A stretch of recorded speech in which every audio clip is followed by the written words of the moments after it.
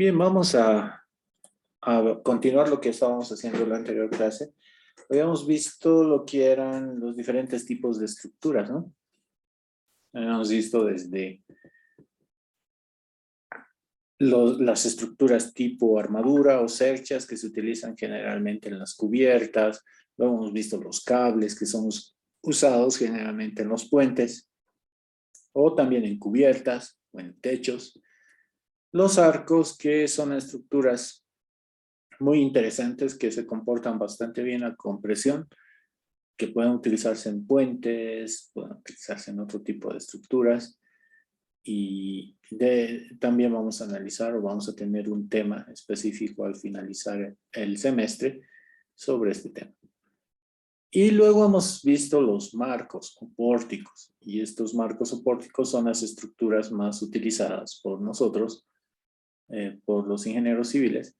Y son estructuras que debemos entender cómo trabajan, qué características tienen. Y de hecho también le vamos a dedicar un tema completo a este tema de pórticos o marcos, que como les decía en la primera clase es un tema fundamental. Es importante que comprendamos este tipo de estructuras porque va a entrar en 2 o 3 exámenes, ¿no? Este tipo de estructuras. Y finalmente habíamos visto las estructuras superficiales, que son estructuras que tienen una gran superficie, pero un espesor bastante pequeño. Son estructuras generalmente, o son estructuras de hormigón armado. Y bueno, son estructuras que suelen adaptarse a cualquier forma o a cualquier diseño que los arquitectos puedan proponer en algún caso. Ahora sí entramos a la segunda parte del tema. Ya hemos visto qué son las estructuras y ahora nos corresponde hablar sobre cargas. ¿Qué son las cargas que vamos a utilizar en nuestras estructuras, en los ejercicios que hagamos, de dónde vienen, qué se presentan, qué son, etcétera? Y esto, ¿no? Vamos a hablar de las cargas. Para eso, bueno, no sé si leen el chiste aquí, pero a ver, lo vamos a leer. No debería leerlo, pero lo vamos a ver. Noten que está pasando el auto ahí sobre un puente y en el puente aparece capacidad máxima de 10 toneladas. Y el niño le pregunta: papá, ¿cómo se conoce la capacidad máxima de los puentes? ¿No? Y el papá les responde, hecho el que sabe todo: se llevan camiones cada vez más grandes sobre el puente hasta que éste se rompe. Entonces se pesa el último camión y se reconstruye el puente, le dice. Bueno, eso no es cierto, es chiste, ¿no? O sea, el papá no es ingeniero, o sea, que no sabe nada de esto, pero le dice eso, ¿no? Y el niño dice: oh, debería haberlo adivinado. Y la esposa le enseña al papá, le dice: querido, si no conoces las respuestas, solo díselo, dile que no conoces las respuestas, que no se invente una respuesta como ha hecho ahora. Esto evidentemente no es cierto. Si se va a construir un puente, no se ponen sobre el puente una serie de camiones hasta que el puente se rompe y después se reconstruye. Eso ni queriendo. Lo que sí se hace, lo que sí se suele hacer para determinar este valor de la capacidad máxima que tiene un puente es considerar, si tengo aquí un puente, digamos ahí, considerar las cargas de diseño. Aquí vamos a considerar las cargas de diseño. Es que cuando nosotros diseñamos, cuando un ingeniero civil diseña, de dónde parte es de las cargas. Tenemos que conocer qué cargas va a soportar esa estructura. Ya en principio nosotros le decimos: este puente va a soportar 10 toneladas, por ejemplo. Y esa carga la tenemos que justificar, ¿no? esa carga la tenemos que ahí definir. De hecho, los edificios, en este momento ustedes están viviendo en una casa, si están en un segundo piso, en un tercer piso, la losa que les está soportando está diseñada para soportar una determinada carga. Evidentemente, si esa carga es superada en exceso, probablemente esa losa se caiga porque la carga ha sido superada. Pero todo parte de conocer una carga o tener una carga de diseño, ¿no? Por eso es interesante aquí el chiste y me ha llamado la atención. En realidad este chiste era en inglés y lo he puesto ahí en español. Me gustaba el chiste porque, no, pues alguien que no sabe de ingeniería podría pensar esta situación, pero quiero poner en contexto las cosas y hay que comprender que cuando nosotros diseñamos, partimos de las cargas. Una vez que tenemos la carga, diseñamos el puente para que ese puente soporte esas cargas. Esa es básicamente la idea, ¿no? Entonces, cualquier tipo de estructura está sometida a diferentes tipos de carga. Pero podemos dividir en dos tipos de carga. Existe lo que se llama carga muerta y existe lo que se llama carga viva. Ya el nombre nos puede dar una idea, una referencia de qué se trata este tipo de carga, ¿no? La carga muerta va a ser aquella que no se mueve, que está inmóvil, y la carga viva va a ser aquella carga que sí se mueve. Por ejemplo, en este puente, en el puente que vemos aquí, la carga viva va a estar transmitida por el camión que va a pasar sobre el puente, que se mueve. Entonces, el camión es quien transmite la carga viva. La carga muerta es la carga que está relacionada con el peso propio del puente. Porque cuando ustedes diseñan edificios, la propia losa, las propias vigas, las columnas tienen su propio peso. De hecho, todavía ahí le tenemos que poner más cosas, ¿no? Si es una losa, le vamos a poner todo el cableado. Si es una losa incluso en la que arriba está el baño y todo eso, hay que poner tuberías, accesorios, artefactos y todo lo necesario que aporta al peso propio o al peso muerto de la estructura. Entonces, hay que diferenciar esos dos tipos de carga. Cuando diseñamos, nosotros diseñamos con esos dos tipos de carga. ¿De acuerdo? Ahora, una aclaración más. Lo que decíamos en la anterior clase, a las cargas las vamos a representar con flechas. Lo que tenemos una carga puntual, vamos a representarla como una flecha así, única, que está aplicándose en un punto. Si tenemos una carga distribuida, es que esta carga distribuida se va a distribuir a lo largo o en la longitud de la estructura, ¿no? Y sería una carga de este tipo. De hecho, muchas cargas, la mayoría de las cargas que usamos en ingeniería civil, se representan como cargas distribuidas. Algunas sí se van a representar como cargas puntuales. Por ejemplo, si ustedes suben al techo a hacer una reparación, ustedes se convierten en cargas puntuales en el techo, ¿no? Los muebles de una cocina o los muebles de un comedor, al final se comportan como una carga distribuida también, ¿no? Entonces, eso hay que saber diferenciar entre cargas puntuales y cargas distribuidas. Y la otra clasificación importante es que tenemos cargas muertas y cargas vivas.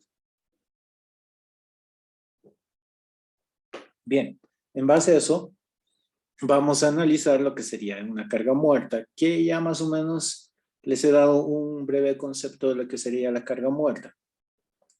Entonces, la carga muerta consiste en el peso de los diferentes elementos estructurales, ¿no? Cualquier elemento que esté pegado permanentemente a la estructura es que se considera carga muerta. Si ese elemento está constantemente adherido a la estructura, lo vamos a considerar como carga muerta. Entonces, por ejemplo, el revoque. Si vamos a revocar nuestros muros, eso es parte de la carga muerta. Los muros de ladrillo, que van a estar siempre sobre las losas, eso se considera carga muerta. El peso de las puertas, el peso de las ventanas, que siempre están ahí, es parte de la carga muerta. Entonces, todos esos elementos que están siempre unidos a la estructura son denominados carga muerta. Esto significa que la carga muerta se puede calcular de forma bastante sencilla. Se puede calcular a partir de la densidad o peso específico de los materiales. Si conocemos la densidad o peso específico del estuco que tiene el revoque, entonces podemos calcular cuánto de carga muerta representa el revoque. Si conocemos el peso específico de los ladrillos, podemos conocer cuánto de carga muerta representan los ladrillos, ¿no es cierto? Entonces, fundamentalmente, esos pesos específicos o densidades los podemos obtener de tablas o de normativas, como por ejemplo la norma del Instituto Americano de Estandarización, ¿no? Del ANSI. Hay tablitas interesantes que pueden encontrar, como por ejemplo en el Hibbeler, en el libro Hibbeler que les he comentado en la anterior clase, y en cualquier libro de hormigón armado, en cualquier libro de estructuras metálicas, etcétera. Pueden encontrar estas tablitas que resumen cuánto más o menos representa la carga muerta de cada uno de los elementos. Y también ustedes los pueden calcular. Por ejemplo, no sé si hacen ese tipo de análisis en, ¿cómo se llama esta materia? Sí, 1216, no recuerdo el nombre, pero tal vez ahí calculan estos pesos específicos, no lo sé. A ver si me comentan en el chat si hacen eso. Pero se pueden calcular, o sea, no es difícil y entonces uno puede calcular la carga muerta. Y esa carga muerta va a ser importante al momento de diseñar. En materias de construcción, sí. Pero determinan pesos específicos de los materiales, sí, ¿no? A ver si me comentan.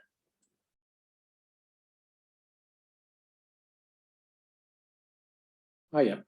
Entonces determinan, entonces saben de lo que estoy hablando, ¿no? Se puede determinar ese peso específico y si tengo ese peso específico, puedo determinar la carga que se va a aplicar sobre. Por ejemplo, aquí, si tuviéramos este edificio y esta es una viga o una losa, dependiendo de cómo lo quieran ver, digamos que es una losa. La carga muerta puede estar representada por una carga distribuida. Toda la carga muerta que representa el peso de la losa puede estar representada por esta carga distribuida, ¿no? Y puedo decir, aquí son unos 20 kilonewtons por cada metro. Digamos, ¿no? Unidad de fuerza por unidad de longitud. Entonces, esa sería la carga muerta que se puede aplicar en esa losa. Y representaría el peso propio de primero la losa y luego todo lo que va a estar conectado con esa losa. Si tenemos el cableado, estará ahí. Si tenemos tuberías de agua que pasan por ahí, también las vamos a incluir. etcétera. Entonces, todo eso se puede representar como carga muerta y se lo puede hacer mediante una carga distribuida, que es lo más general, es lo más común que se hace cuando se diseña. Bien. Ahora, el otro tipo de carga, el segundo tipo de carga se denominan cargas vivas. Las cargas vivas, lo que sucede es que no están pegadas a la estructura y eso va a hacer que varíen en magnitud, o sea, van a variar en tamaño y van a variar en localización. Eso quiere decir que se van a mover. Si ustedes están en un segundo piso, en un tercer piso, en este momento, ahorita ustedes son carga viva de la habitación donde están parados, sentados, bueno, viendo la clase. Son la carga viva en este momento. En realidad yo que ahorita estoy sentada en el escritorio hablando frente a la computadora, también soy carga viva en este estudio, en este escritorio. Lo que sucede es que yo no siempre estoy aquí, aunque generalmente me paso muchas horas del día aquí, pero no siempre estoy aquí. Por lo tanto, soy esa carga viva de esta habitación. Lo mismo con ustedes, ¿no? Somos cargas vivas, como les decía a los chicos cuando hacíamos clases presenciales, ¿no? Que no solamente son carga para sus papás, sino también son carga viva de los ambientes en donde estamos, ¿no? Por ejemplo, ahorita nuestras aulas en las que pasamos clases generalmente están vacías, ¿no? Están vacías, pero cuando se retomen las clases presenciales, la carga viva de nuevo va a ingresar ahí y el edificio tiene que soportar esa carga viva nuevamente, ¿no? Y el edificio tiene que estar diseñado para soportar esa carga viva que se puede presentar de un día para otro, como en esto. Ahorita el edificio, en la pandemia, uno entendería que los edificios están ahí sin carga, solamente con la carga muerta, pero cuando retornemos a clases vuelve toda la carga viva, y entonces estamos nuevamente en ese fenómeno, ¿no? Nos pregunta Pablo, los muebles, en el caso de un edificio, ¿cuentan como carga viva o carga muerta? Eso depende del tipo de habitación. Por ejemplo, si fuera un cine en donde tenemos las butacas ahí instaladas, sí o sí tiene que estar, ¿no ve? Las butacas ahí. Entonces se convierten en carga muerta. Las consideraríamos como carga muerta. Si fuera no sé, un ambiente en el cual consideramos, a veces lo tomamos como, no sé, es que hay ambientes así que a veces es nuestra sala, después es un comedor, después está vacío. Bueno, si movemos los muebles, ahí probablemente no deberíamos considerar. Pero los muebles suelen ser considerados de forma general como carga viva. ¿De acuerdo? Pero hay algunos elementos que sí podemos tomarlos como carga muerta. Por ejemplo, si ustedes van a diseñar una biblioteca en donde vamos a poner estantes, y los estantes con libros pesan una enormidad, entonces ahí sería bueno considerarlo como carga muerta, parte de la carga muerta, ¿no? Porque sabemos que ahí van a estar un buen tiempo ahí esos libros, ¿no? Entonces, va a depender del tipo de uso que le demos. Si consideramos que van a estar mucho tiempo o casi permanentemente ahí instalados esos muebles, habría que considerarlos como parte de la carga muerta, ¿no? Bien, seguimos hablando entonces de la carga viva. Esta carga viva está temporalmente, como el camión que pasa sobre los puentes, ¿no? Como nosotros que estamos en un aula, ¿no? Y nos comportamos en la carga viva. De hecho, incluso ustedes al sentarse en su silla son la carga viva que está soportando la silla. La silla tiene su propia carga muerta, que es su peso propio. pero cuando ustedes empiezan a sentarse en la silla, ya la silla está soportando una carga viva. ¿De acuerdo? Entonces, la carga viva también se puede representar, es interesante representar la carga viva con carga distribuida. Igual, si estamos sobre una losa, todo el conjunto de estudiantes, digamos, que van a ir a pasar clases, cuando empiecen las clases, se comportarían como una carga distribuida. Independientemente que hayan chicos más altos, chicos más bajitos.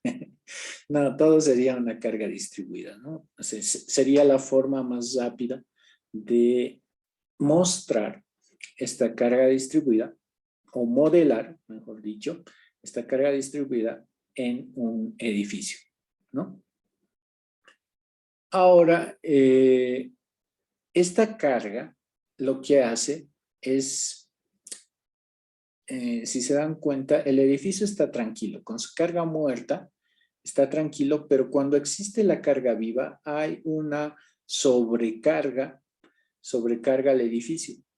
Y entonces, en muchos casos, en los edificios, en las vigas, en las losas, se produce pues una deformación. Esto que originalmente está, sí, completamente recto, con su propio peso no se deforma mucho, pero cuando viene la carga viva lo que produce es deflexiones. Una deflexión es una deformación. Entonces, lo que era así, se deforma así. Las cargas vivas sirven para controlar estas deflexiones y utilizamos esta carga viva para evaluar que esta deflexión no sea muy grande, no sea excesiva. Es que se imaginan ustedes que ingresen a un aula y noten que el suelo se va hundiendo con una deflexión. No, pues toditos salen corriendo del aula, ¿no? Porque uno siente inseguridad. Por más que te digan que ese edificio no se va a caer, por más que te digan que han diseñado bien y que la deflexión no es muy grande, ¿no? Pero si todos entran al aula y empieza el edificio, la losa, a flexionarse excesivamente, no, pues esa deflexión excesiva te va a hacer dudar de la seguridad de esa estructura. Entonces, la carga viva suele ser ese elemento que te permite analizar ese tipo de deflexiones excesivas que se puedan presentar en las estructuras. Entonces, nosotros en los ejercicios que hagamos no vamos a diferenciar si son cargas vivas, cargas muertas. Las vamos a considerar simplemente como cargas. Pero es bueno que ustedes sepan que existen cargas vivas y que existen cargas muertas. Y como ingenieros vamos a tener que diseñar con las cargas muertas y también con las cargas vivas, porque esas cargas vivas son una posible sobrecarga que pueda sufrir nuestra estructura. Y como buenos ingenieros, tenemos que ver la situación más desfavorable de nuestra estructura. Y aquella situación más desfavorable va a ser aquella en la cual las cargas vivas sean excesivas. ¿De acuerdo? La idea es esa y al final los criterios de diseño que van a ir aprendiendo a lo largo de la carrera les van a enseñar esta figura que yo les estoy dando de forma resumida y lo van a ir notando ustedes en el transcurso de todos los semestres que les falta cursar en la carrera. Pero creo que es bueno que desde ahora sepan que hay cargas vivas y cargas muertas. Algunos ejemplos de cargas vivas. Por ejemplo, en los edificios, el uso que se va a dar a los ambientes. No es lo mismo la carga viva de un dormitorio que de una sala, ¿no? No es lo mismo la carga viva de un centro comercial que de un cine o de un teatro, ¿no? En un teatro voy a tener mucha más carga viva concentrada. De hecho, el cine o el teatro que esté en un segundo piso, imagínense a ver aquí en Oruro el multicine, ¿no? Multicine es Plaza. En ese caso del cine, el estado más crítico es cuando está llenito, porque toda la carga viva que tenía que estar está ahí presente, ¿no? Cuando van unos 20 espectadores, 30 espectadores, no, pues el edificio está tranquilo, ¿no? O sea, la estructura está tranquila. Pero ese edificio, si ha sido bien diseñado, tiene que soportar adecuadamente cuando esté completamente lleno, ¿no? Cuando toda la carga viva que se ha considerado esté ahí presente. Entonces, esta carga viva se puede dibujar con una carga distribuida nuevamente. Aquí tendría este conjunto de gente, lo puedo graficar con una carga distribuida. ¿De acuerdo? Entonces, cada vez que dibujamos carga distribuida puede ser una carga muerta, una carga viva, que representa ese conjunto de elementos que está ahí como carga distribuida. Luego, otro tipo de carga viva son las cargas de vehículos y trenes que se dan en puentes. Esto más relacionado con las líneas de influencia, ¿no? Que son cargas o evaluaciones de cargas móviles que se dan a lo largo de una estructura. Pero también son ejemplos frecuentes de cargas vivas. Bien, ahora, como cargas vivas, podemos tener a estas cargas que se llaman cargas ambientales. Pero, bueno, al final también se comportan como cargas vivas. Uno de los ejemplos más típicos de carga viva es la carga del viento.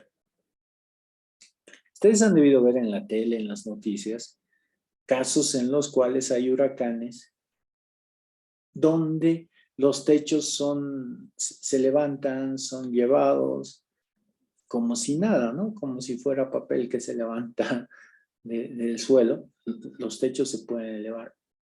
Y lo mismo con los edificios. Hay muchos edificios bastante altos que sufren problemas debido a los vientos.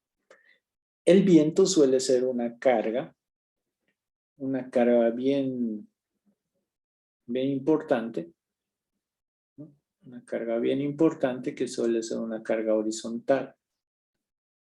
Ahora, interesantemente, en el sentido contrario al lado, el que aporta o el que está directamente expuesto al viento, que es la fuerza es en este sentido y produce, generalmente después de un obstáculo así, se producen turbulencias aquí. No sé si han notado. Ustedes tienen una casa, un edificio y aquí tienen su patio. Y cuando hace viento, a veces se produce turbulencias aquí. Si tienen la sopa ahí colgada en los alambres de sopa, etc. Debido a la turbulencia, si el viento viene aquí, se genera aquí turbulencias interesantes y eso hace mover. A ver, noten ese fenómeno. Pero también se produce succión en esta parte. O sea, esto va a tender a moverse en ese sentido. Esto debido a la carga del viento. Lo mismo en la cubierta, ¿no? Si la velocidad es fuerte, no es que los techos salgan por estrictamente la velocidad del viento, sino que hay un fenómeno de succión. Fenómeno de succión en los techos y puede hacer que se salgan, ¿no? Entonces, esas cargas, esas fuerzas, suelen estar representadas en ese sentido, ¿no? O sea, así. La carga del viento, entonces, es un elemento bastante complicado, nos complica bastante al momento de diseñar. Y creo que puede ser un tema bien interesante. Si alguno de ustedes está interesado en hacer tesis, proyecto de grado o tener un tema, puede ser un tema bien interesante, ¿no? La carga de viento. Creo que hasta ahora no he visto una tesis que hable sobre las cargas de viento, pero puede ser un tema bien interesante de explorar, ¿no? Porque es algo bien, bueno, que no se hace generalmente en nuestro medio, que no se estudia, pero es un fenómeno que sí afecta a nuestras estructuras. Luego, otra carga, también que la podemos considerar carga viva porque se da de vez en cuando, es la carga de nieve. Ustedes han debido escuchar, ¿no? De tinglados que se vienen abajo, que se caen cuando nieva, ¿no? Han habido casos, se han mostrado en las noticias, donde han muerto incluso niños, jóvenes, que se protegían de la nieve y no, pues los tinglados no han soportado. Entonces, la carga de nieve puede ser otro elemento que si no lo tomamos en cuenta como parte de las cargas vivas que va a soportar nuestra estructura, esto puede complicarnos. Entonces, hay que considerar, ¿no? Si ustedes hacen un diseño de un tinglado, de una cubierta, de un coliseo, en un lugar donde hace mucho frío y nieva, no, pues tienen que considerar una altura razonable de nieve que va a estar encima de su cubierta. Porque si no la consideran, es que eso se va a caer si nieva. En ese sentido, hay que tomar en cuenta eso. Luego, otro tipo de cargas son las cargas de los sismos, de los terremotos. Los terremotos producen cargas horizontales fundamentalmente, aunque también cargas verticales, pero las horizontales son las que, si tenemos aquí nuestro edificio, esas cargas horizontales que produce el sismo son las que afectan a la estructura en sí, ¿no? Nos hacen mover la base, que es el suelo que sufre el sismo, y el edificio se va a mover, ¿no? Dependiendo de su inercia, dependiendo de su masa. Entonces, el edificio se puede mover dependiendo de esos dos elementos a un determinado ritmo, ¿no? A una determinada frecuencia. Y bueno, los terremotos suelen ser catastróficos para nuestras estructuras, ¿o no? En los últimos años ya se habla del diseño sismo resistente, por ejemplo, ¿no? Lo que hacen en países en donde hay sismos frecuentemente, como en Chile, por ejemplo. En Chile seguramente son bastante expertos en el diseño sismo resistente. Tienen que serlo, de hecho, bastante expertos, porque ahí sí se producen gran cantidad de sismos muy frecuentes y de magnitud grande, ¿no?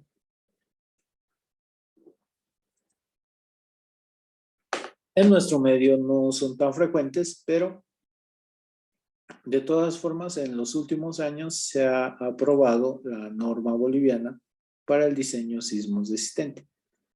Por lo tanto, esta carga de sismo se la tiene que estudiar más. De hecho, en la facultad no sé si se logra, creo que se ve algo en los últimos semestres de estructuras, pero generalmente este tipo de estudios o este tipo de análisis de las cargas sísmicas y su efecto se puede estudiar mucho mejor a nivel de maestría, ¿no? Que ya correspondería a un estudio más profundo. Entonces, las cargas de los sismos también suelen ser otros elementos que hay que considerar cuando nosotros estamos diseñando. Un cuarto tipo de carga sería la carga producida por la presión hidrostática o la presión del suelo. Hidrostática debida al agua, por ejemplo. Ustedes están diseñando un tanque de agua. Cuando ustedes diseñan un tanque de agua, en las paredes se produce una carga hidrostática triangular, ¿no? ¿Se acuerdan de física? Física 2, ¿no? Produce una carga triangular que va a afectar aquí al muro del tanque. Entonces, tomamos en cuenta esas cargas triangulares, por ejemplo, como cargas vivas, ¿no? ¿Qué sería entonces un otro tipo de carga a considerar? Otro tipo de cargas son las cargas naturales debidas al cambio de temperatura. No sé si ustedes han notado. A ver, me comentan. Alguna vez al ir en movilidad, ya sea movilidad pública o movilidad particular, antes de pasar un puente, ¿han notado que están por pasar el puente y hay un pequeño saltito? Hay un salto, entramos al puente y al salir del puente hay otro salto. A veces sí, a veces no. Pero siempre hay un pequeño salto, una especie de pequeños rompemuelles antes de entrar a un puente. ¿Han notado?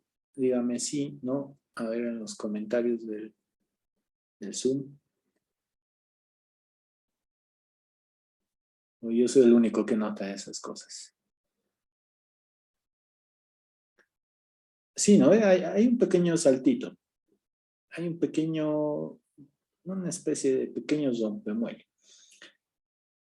Esta situación, si dibujamos un puente,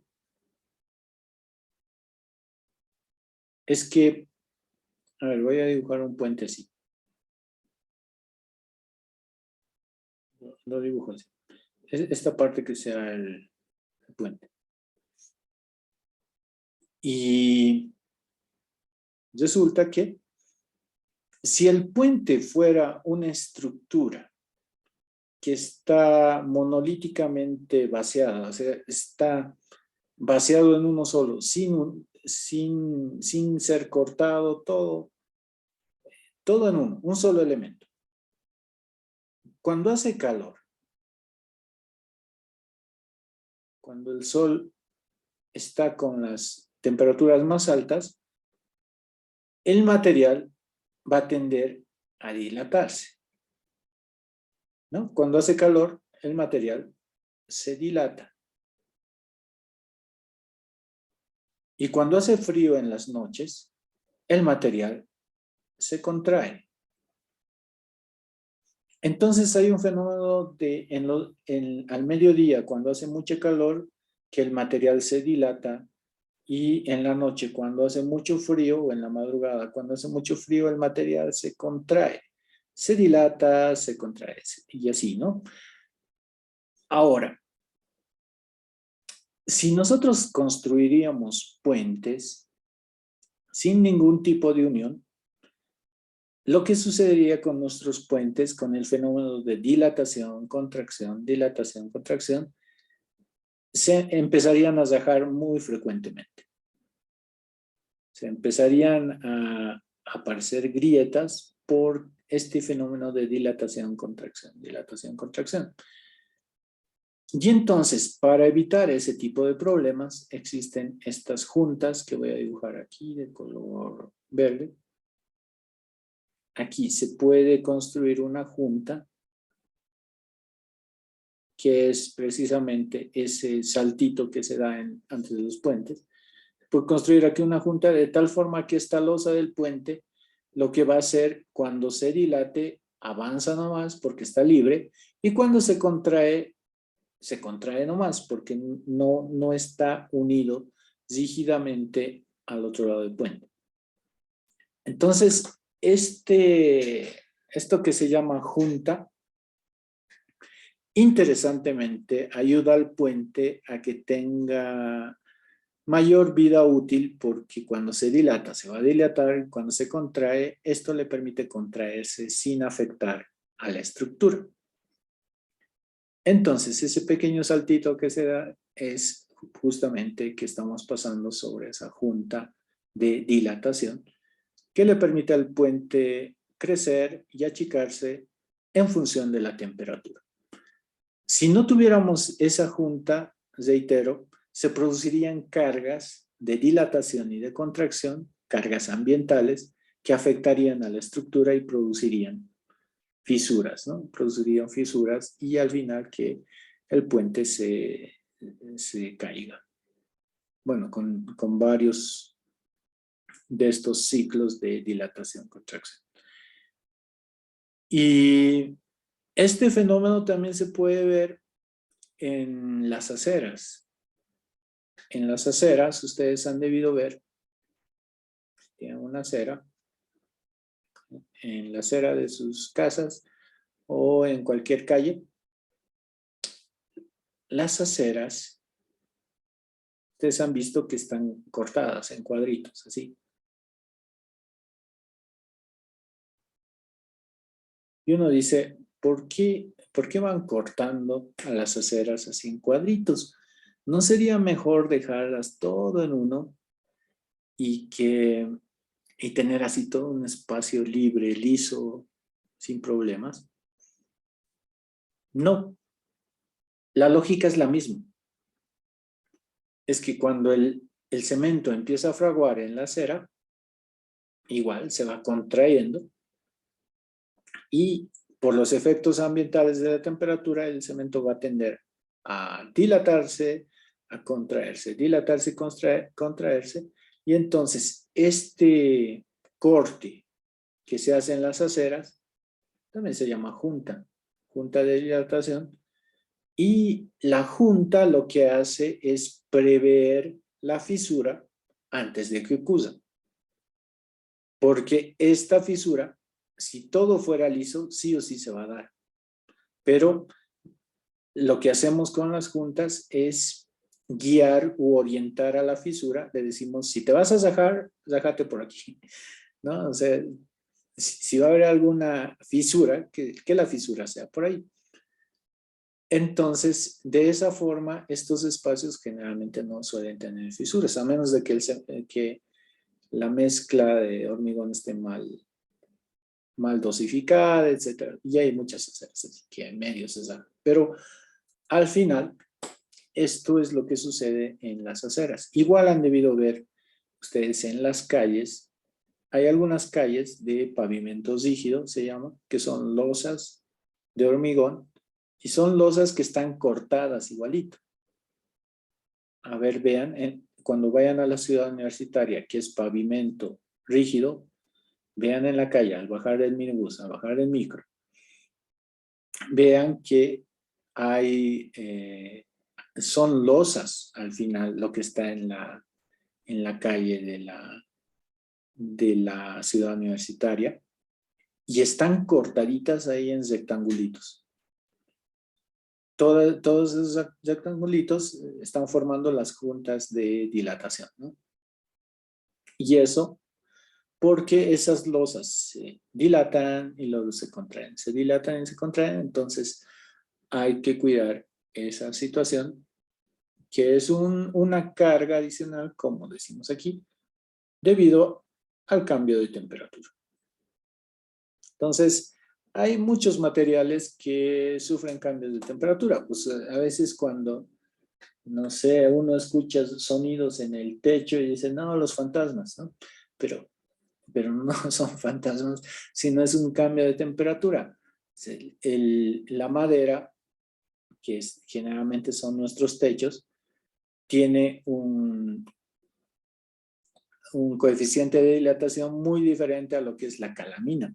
Entonces la calamina se va a dilatar más y la madera se va a dilatar menos y evidentemente van a haber esos sonidos o ese ruido, o en la noche mucho peor cuando hace frío, ¿no? Va a empezar a contraerse, la velocidad con que se va a contraer la calamina es mucho mayor a la velocidad de la madera y entonces vamos a escuchar esos ruidos que no son fantasmas, sino es un fenómeno de dilatación que se presenta en los edificios. Y si esto es más notorio, en algunos edificios incluso puede ver cómo se rompen los vidrios debido al cambio de temperatura, ¿no? Cambio de temperatura del marco de la ventana con el vidrio que está ahí presente. Entonces, es un fenómeno que también tiene que ver con las cargas y es muy interesante de analizar. Y el último fenómeno sería el fenómeno de asentamientos diferenciales en la cimentación o en el tipo de suelo. Es que se imaginan ustedes que tienen una casa, unos 2 pisos, su casa tiene 2, 3 pisos, y este suelo, esta parte, es más débil que esta otra parte. Aquí está más consolidado y aquí es más débil. El suelo es más débil, es menos resistente. Entonces, esta casita lo que va a pasar es que va a tener mayores asentamientos aquí que aquí, porque aquí el suelo le soporta bien, pero aquí no.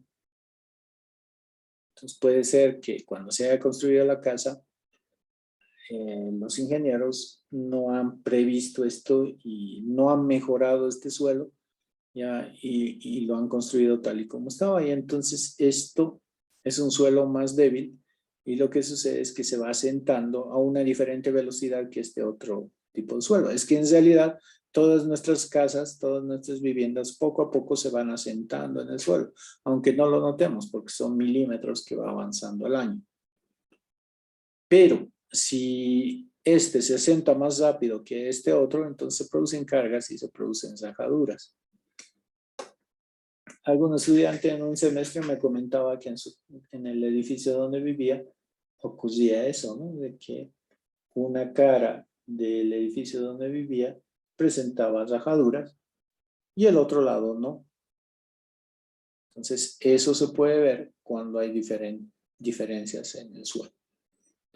Esta cuestión tan interesante de analizar toda esta parte, lo van a ver cuando lleven mecánica de suelos, cuando lleven fundaciones, que es en donde se analiza esta parte, o las características del suelo relacionadas con la estructura, ¿no? Entonces, pero, reitero, esta clase introductoria era para que ustedes conozcan de qué se tratan las estructuras, de qué se tratan las cargas, y eso, ¿no? Es una clase más que todo introductoria para que conozcan.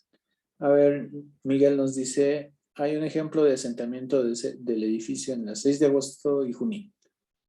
6 de agosto y Junín. No he visto, voy a ir a revisar, pero sí, probablemente hayan edificios en los cuales sí haya una diferencia de asentamiento, ¿no? Entonces, también la clase esta busca motivarles, ¿no? A ustedes a que vean las asignaturas que les va a tocar más adelante con mayor interés. Digan, esto me va a servir, por lo menos mis edificios no se tienen que asentar tanto o algo así, cuando lleven mecánica de suelos, fundaciones, o cuando lleven las materias de estructuras, le presten más atención a esas cositas de las cargas, cómo las utilizamos, etcétera. Y bueno, también buscaba ese objetivo, ¿no? Con esta clase introductoria para que ustedes también estén más motivados cuando lleven esas materias. En realidad, de todas las naciones llevamos esta materia, por ejemplo, mecánica de suelos y o geotecnia y fundaciones, que son materias muy importantes cuando queremos garantizar la estabilidad de nuestras estructuras, ¿no? Bien, entonces con eso concluimos este primer tema. Continuaríamos con el siguiente. Me permiten.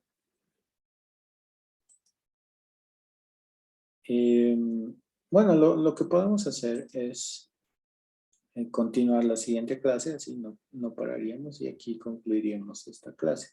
No sé si tienen alguna consulta, algún comentario como el que Miguel nos hacía. Bueno, si conocían algo de las cargas, qué les ha parecido y todo esto.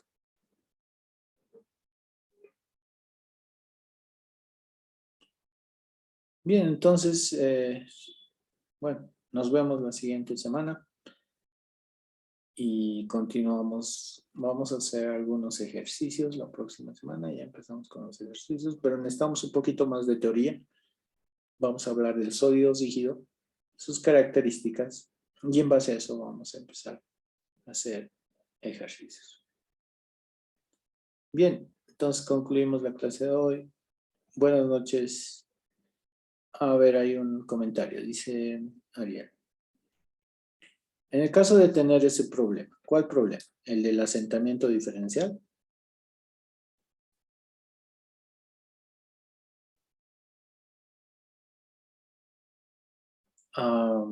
Eso es bastante complicado de solucionar una vez que ya está construido. Habría que... No, es que debería solucionarse ese problema de inicio, ¿no? Si tenemos un suelo pobre, un suelo débil, lo ideal sería mejorarlo. Mejorarlo y después construir. O tener una mejor fundación, tener mejores zapatas o mejores bases en las cuales se pueda apoyar mejor esa estructura.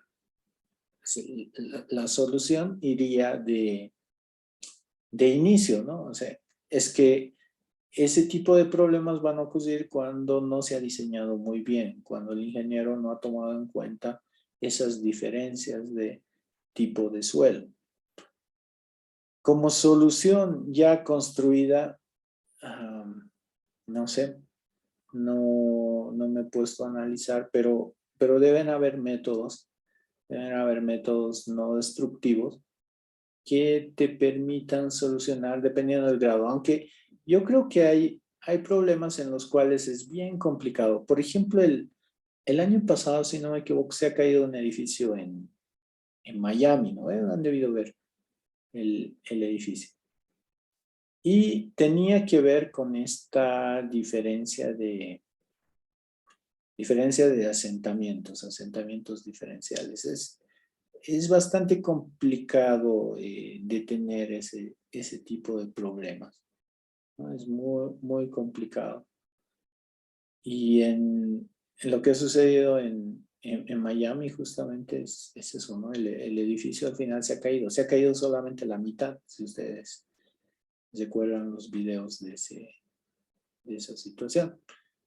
Y bueno, otra situación es que Miami, como ustedes saben, está en la playa, entonces hay un fenómeno de erosión subterránea que puede debilitar aún más la, la estructura o la base o los cimientos de las casas.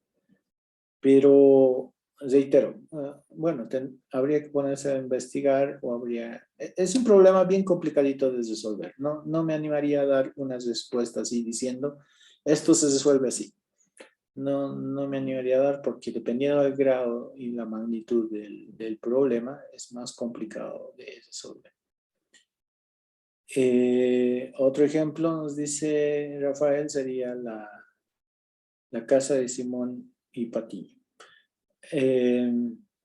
No, tampoco lo he visto a detalle, pero sí probablemente. Otro ejemplo de estos es nuestra facultad, pues, el edificio histórico. Ustedes han notado que subiendo a las gradas sí hay un asentamiento diferencial y eso ha provocado rajaduras también en la grada que sube ahí de la fuente al frente. Por eso está cesado. Entonces hay ese fenómeno de asentamiento diferencial. Hay un área, esto para que lo conozcan también. A ver, voy a poner un ratito la pantalla completa para escribir. Hay un área bien interesante de la ingeniería civil que les puede interesar, que se llama patología de estructuras. Ya que estamos hablando de esto. En realidad, esta área, esto se da a nivel maestría. De hecho, no hay ninguna materia en la carrera que nos hable de patología de estructuras. ¿Qué significa patología? El término patología viene de enfermedad, ¿no? Cuando decimos que algo es patológico, para nosotros es que nos produce enfermedad. Aquí más o menos, patología de estructuras es identificar aquellos fenómenos que generan deficiencias en las estructuras. Lo que estamos hablando con este asentamiento diferencial, por ejemplo. o exceso de humedad, etcétera. Hay una serie de problemas que tienen los edificios antiguos. De hecho, esta área de la ingeniería civil, la patología de estructuras, ha ido creciendo en los últimos años.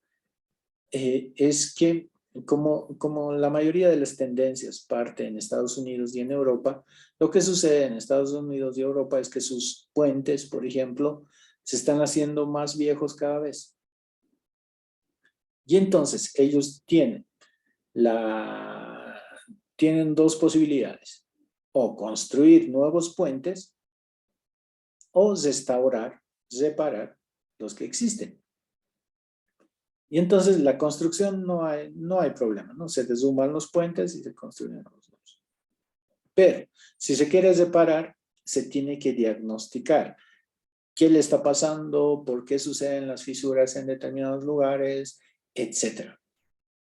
Y a toda esa área interesante se le llama patología de estructuras, para posteriormente reparar a la estructura. Entonces puede ser un concepto interesante para que ustedes busquen en Google, etcétera, les puede interesar, y quién sabe, tal vez puedan hacer su tesis o proyecto de grado en esta área interesante de la ingeniería civil, ¿no? Pero como les digo, es una materia que no hay en la carrera como tal, pero sí puede encontrar esta asignatura en maestrías, ya después de acabar la carrera haciendo una maestría. Bueno, entonces eso sería. Yo creo que para ser alumnos que están comenzando en ingeniería civil, en la carrera de ingeniería civil, bueno, hemos tenido una base, una larga charla sobre estos temas para que ustedes conozcan un poquito más y que puedan interiorizarse y también tener un poquito de curiosidad sobre las áreas de las que trata la ingeniería estructural y la ingeniería civil al final también. Bien, no sé si hay algún comentario más, alguna pregunta.